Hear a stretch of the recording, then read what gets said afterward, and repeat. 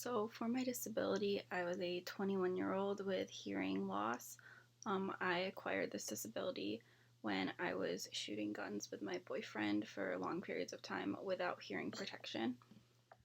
So, to answer the questions, what did I learn from this experience and how will it help me to be a better clinician?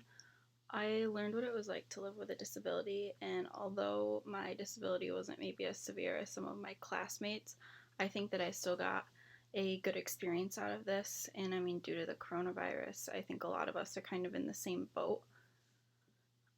Okay, so the psychosocial aspects that really stood out to me was self worth and self esteem.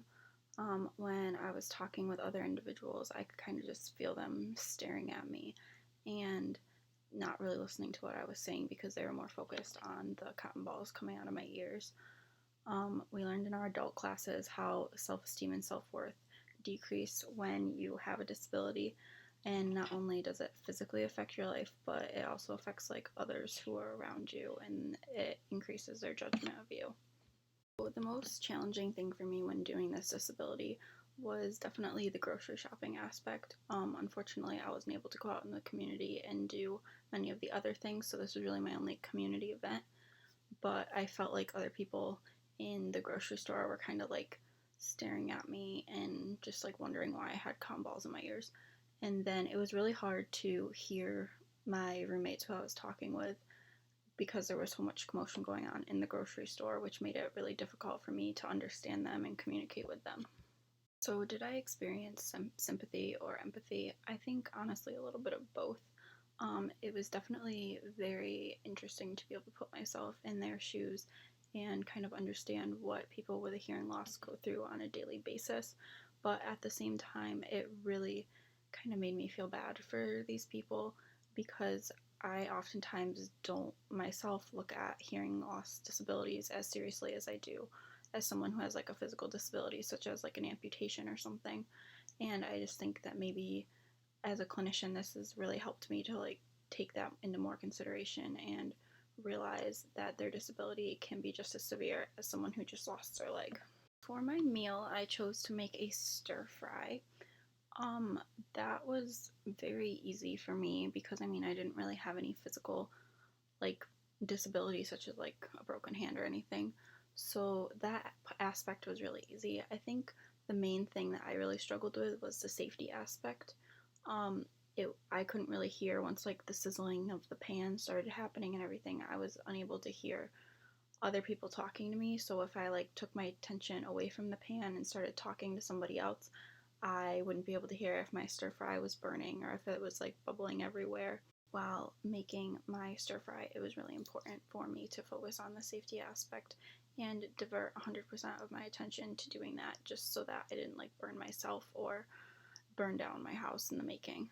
So I was personally given the neurodevelopmental theory. I think that this was very crucial when it came to the meal planning and the meal prepping and even executing part of this project. Since I couldn't really hear that well, it was very important for me to focus on just doing the stir fry. And I had to like plan out like, okay, so I'm gonna be away from the stove for this long while I'm getting the peppers ready for the stir fry. So like I need to make sure that while I'm doing that I check in and make sure that it's not burning the other things in it, such as like the rice or the chicken.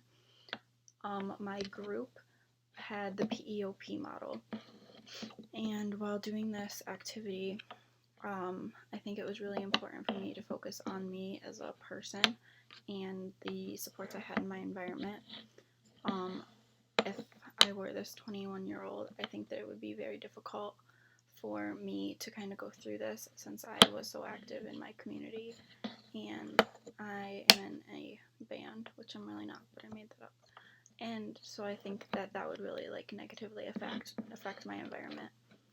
Um, I think that another theory maybe that could come into play would be psychodynamic. This really negatively impacts like your self-worth along with other disabilities. So I think maybe going to a group or attending a group session that was based on the psychodynamic theory would help me to personally like get out my feelings and maybe relate to others who are experiencing this same problem or diagnosis. So, to incorporate the group reflection part, I personally didn't really have any difficulty with accessibility or any adaptive equipment or really ADL performance. I mean, like the showering part kind of was hard because if I got the cotton wet, it was just really uncomfortable. So I just ended up taking those out, which I felt like was okay because they have to be changed every so often anyway. It just was important for me not to get water in my ears, obviously. Um, yeah, I couldn't really do the community-based activities, unfortunately, so I can't really like have that input either. But if I had to guess, I would say that it would have just been along the same lines of like the psychosocial and how it affected my self-esteem because I mean, I did only have cotton balls in my ears, so I could still physically do everything that I might have done if I was able to go out in the community. And lastly, to make this maybe better for other students in the future, I would maybe incorporate one of the pictures or activities to be spend some time with your friends who aren't OTs. I know that a lot of us kind of hang out together and are with each other or live together even. And so, therefore, we were all very used to having a roommate who was doing this disability simulation. And I think that if maybe we were with other people who weren't as used to this, then maybe it would have been different and the outcomes would have been a little bit different from the people that I did interact with because those people aren't used to this and might have acted differently in this situation. Overall, I had a really unique time doing this project, I guess. I wouldn't say good, but um, it really put into perspective what it's like living with a disability for some of our patients that we'll be treating. Writing the case and kind of playing that part was also a little bit fun for me since I related it to my life a little bit, and then I just made up some other aspects. But I overall really enjoyed it.